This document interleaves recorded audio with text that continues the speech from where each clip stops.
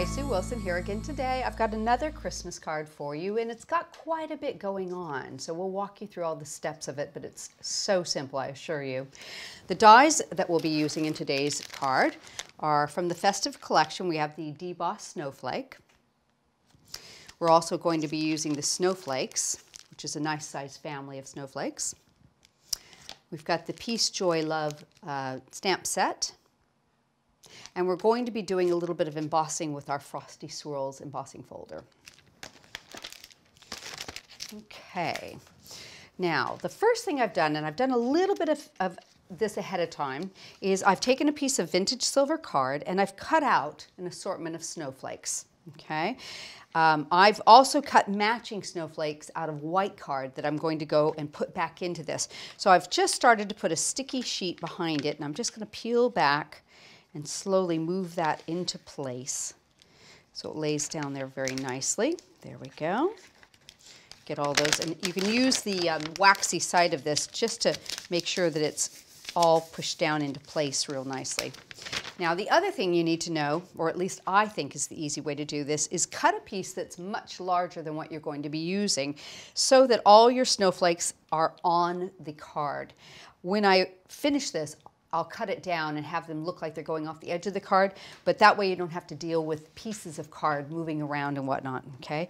So I'm just going to go and piece these back into place. So I've cut this one in white. I'm going to pop that down with that sticky sheet holding that in place. There we go.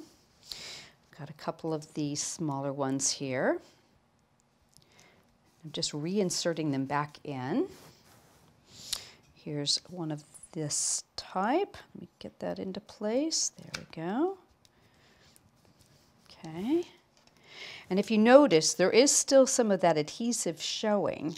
So rather than piecing back the insides of the snowflake, I'll show you what we're going to do with that in a second. Pop this one back into place. Make sure it's nice and smooth. And we've got this one up in the top corner. There we go. And a larger one down here in the bottom. Just pop that back in, reinsert it into the same die that it came out of. Make sure you're all good and pushed into place. Now the next thing I'm going to do is I'm going to add some glitter into that area. So we'll give it a little bit of bling, and that will also solve that problem of having that sticky adhesive there. So I'm going to use some diamond sprinkles on it. And just go completely over that so it goes into all the exposed adhesive areas. Okay, and just give it a little rub. There we go. Tap off the extra bit. And I'm just going to put a little down there. There we go. And anywhere that you might have taped your die into place, you might have a little bit of adhesive. So you either want to use a rubber to take that off or just rub it away with your finger. Let's pop that back into our container so there's no waste. Okay, so that's pretty like that, but I thought I'll add a little bit extra to it. So we're going to bring in our Frosty Swirls Embossing Folder here and pop this into place like that.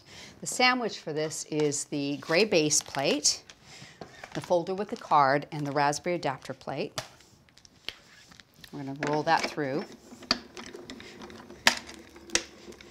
Now, if you find that that's a little tight, and some of the machines vary, they do, you can always trade out that gray base plate for your pink embossing plate, and that'll give you just a little bit skosh more room there. So if you've used a thick card, you shouldn't have any problem with that.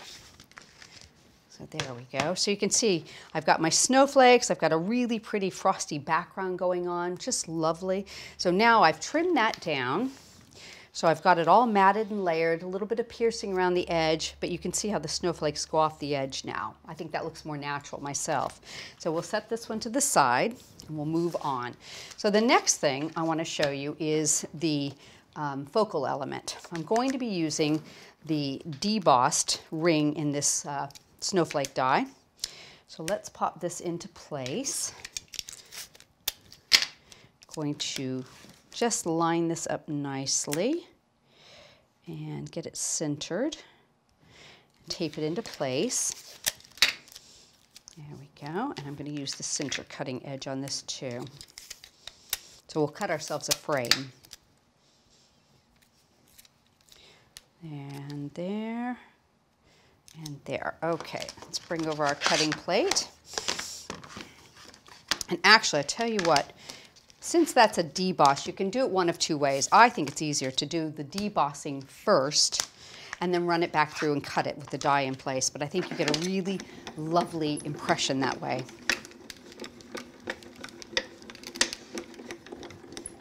Okay. Now pop this over here. Move that back into place. And we'll run that through. Let's check and make sure we've got all of it cut. Looks like we're there.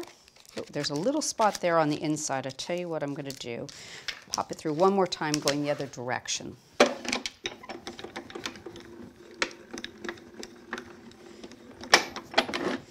Okay.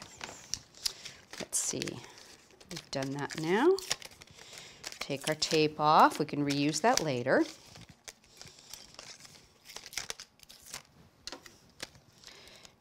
And pop that out. And store them back on your magnetic sheet so you don't lose your pieces. There we go. So now I've got a really pretty debossed frame, but I don't want it to be black. But what we're going to do is change the color of that.